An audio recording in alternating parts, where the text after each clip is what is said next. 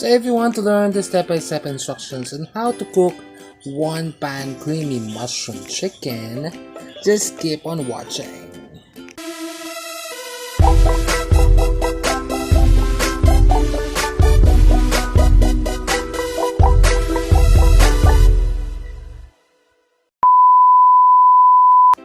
So ito yung mga ingredients na gagamitin natin. So meron tayong asin, then paminta, chicken cubes, garlic, cheese, onions, water, Nestle cream, and mushroom.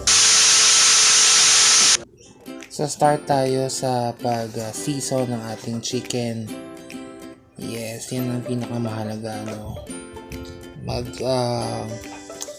i-season lang natin ang ating chicken ng salt and pepper. Make sure lang na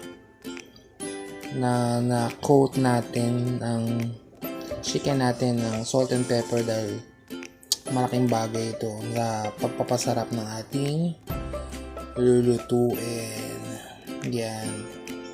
Sa lahat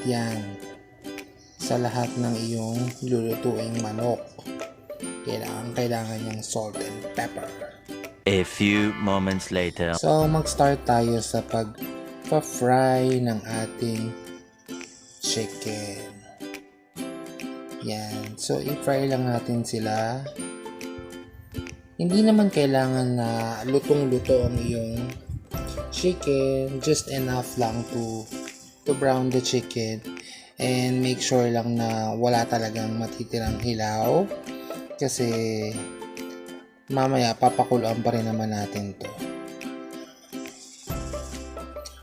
Yan. So ulitin lang natin ang process ng pag-fry ng ating chicken sa lahat, Yun ang pinakamahalaga. Make sure na walang pink na laman. So, dapat lahat puro makita mo puro white. Lahat ng pink kanina dapat white na lahat, and then medyo brown. Yan. So kung medyo brown na ang ating chicken, pwede isa-set aside natin yan. Pero syempre mas masaya din yung may mga konting sunod-sunod. Yan. So nagsiset aside na tayo ng ating chicken. Yan. So after nyan, ang gagamitin din natin pan, ito pa din. Kaya siya tinawag na one pan creamy mushroom chicken. Isang pan lang yung gagamitin natin. Hindi tayo maghuhugas ng anything. So yun pa din. Para yung lasa ng pinirito mo kanina manuot pa rin doon sa talagang dish na lulutuin mo. So ayan. So nilaglag na natin ang sibuyas at ang garlic.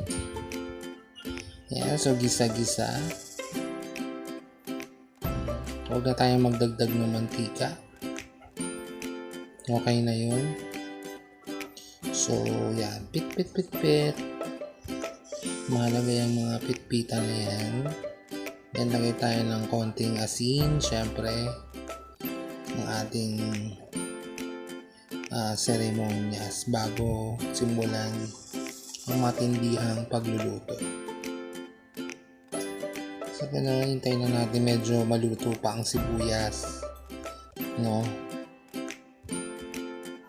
Yan. So pit lang. Yan. And then ilagay na natin ang ating mushroom. Though luto naman na siya nung nasa can na ang nilagay siya sa can, syempre mas maganda pa rin yung igigisa mo siya. Yan, igigisa mo pa rin ng ating mushroom para mas masaya.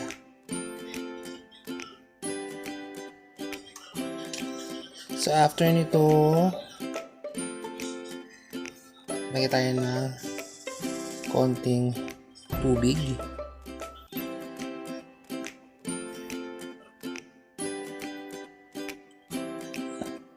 Bali yung tubig natin, dinisolve natin dun yung ating chicken cubes. No? Para mas masaya. Para mas madaling matunaw.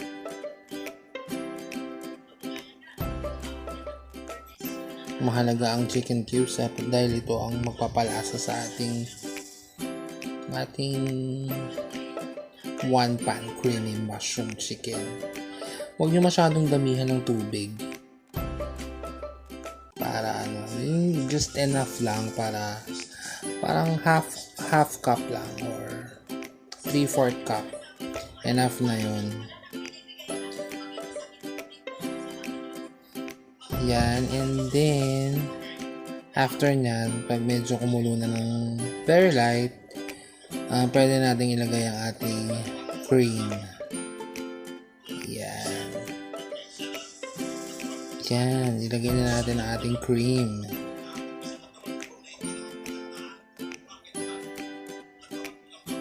Ibuhusan natin lahat. Since 1 kilo naman ang ating chicken. Actually, madali lang tong lutuin. Yeah. Hintayin mo lang medyo mag-thicken yung ating sauce. Then after nito, cheese na.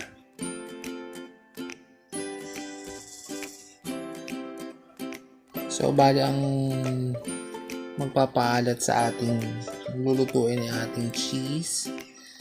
So, hindi mo na kailangan maglagay masyado ng seasoning at saka ng salt. So, cheese rekta na yan. Gagawin pa niyang creamy ang iyong lulutuin. At pasasarapin pa. Yan. So, yan. May aso.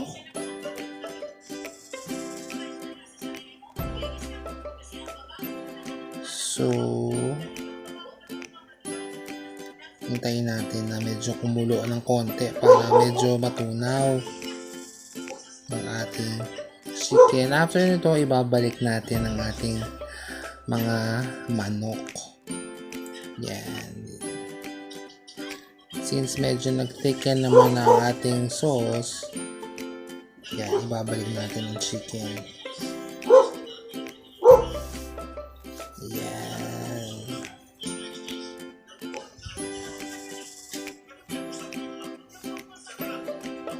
Yan.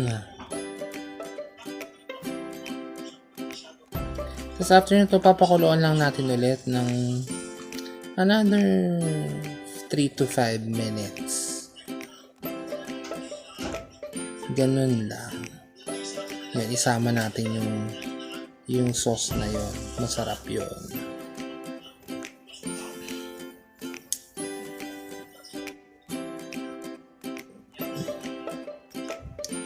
Yan, itong luto na to special to. Para ng pampiesta ang iyong ulam. Kala mo mahirap gawin pero sobrang dali lang.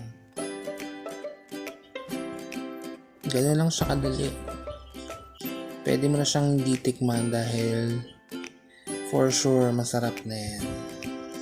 Basta wag lang masyadong maraming tubig at tama lang yung seasoning or ang ating chicken cubes.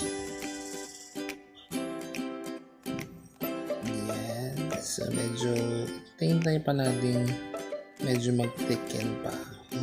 Very light. So, ayan. So, pero medyo luto na yan ng ganyang itsura. So, papatayin na rin ang ating kalan. Yan, medyo nag-thicken na yung sauce. So, ready na yan to serve. Yan. Diba mukhang masarap? Masarap talaga yan actually. So, yun kung napansin nyo kanina, bago na ang ating intro. So, maraming salamat kay Ram Rakarakin Yan, ipopost ko ang kanyang channel. So, siya ang gumawa ng ating bagong intro sa ating mga videos. So, yun ang mga makikita nyo sa mga susunod. Thank you very much, Ram Rock. Subscribe nyo lang yung channel niya, guys. Sobrang bait niyang ating friend na yan. So, yan. So, maraming salamat po sa panonood ng aking video hanggang dulo. Sana may natutunan kayo. At sana gawin niyo yan sa inyong bahay. Okay?